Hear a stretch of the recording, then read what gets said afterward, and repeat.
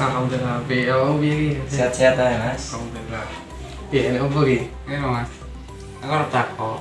Saya ngomongan karo uang ki nyebut kepala ki ndas apa sirah Mas ngapi?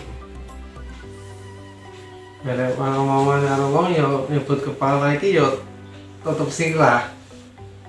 Dadi nyebut kepala iki sirah. Ning sirahmu enek regetan. Ndas sih kanggo nyapa ndas nggo kewan. Ndas udah pitik, ndas wedhus. Wong mosok dindasne.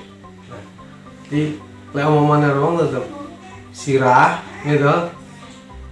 Lek basa kramane lek omong wong tuwa iki apa jenenge mustaka, iki mustaka. Lek omong karo wong sak baya kula anu tetep sirah, ya Sirah. Oh, aja muni ndas ya. Kasar saru ndas sih kanggo kewan lho. Ndas pitik ngono. Lha lek mau kowe ning warung tuku lawuh gitu. Cara bahasa Indonesia mana ayam goreng enek kepala lho. Lah ini bahasa Indonesia tetap ya kepala gitu. Tapi ini bahasa Jawa niki sirahe pinten nih? Iki kira-kira bener lah lek bahasa iki. Ten. Yo gak bener, gak pas. Jadi cara enek warung terus tukono awakmu tuku ndas iki apa iki? Ndas pitik nggih. Muni yo iki anu ndas ayame pinten? Begini. Ya muni yo ndas. Lek bersirahane malah kleru.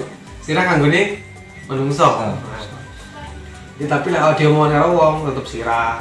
Kon sebutan ndas iki gak sah. Sar tumrape kanggone yo kanggo ndas ndas pitik. Terus saya menungso tetep sirah lek basa krama Inggris.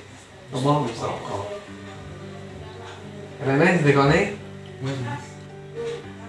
ya wis intine padha-padha belajare kabeh kan aku dhewe ya urung iso cuma ya padha-padha belajare saora-orane ambek dadi wong Jawa ki ngerti to ngerti basane iki mapane ning ndi ngene aku omong-omongan karo sapa umure sak pira ana dhewe iso basane iso dianu enek aneh Cukup sama Mas. yes ya betul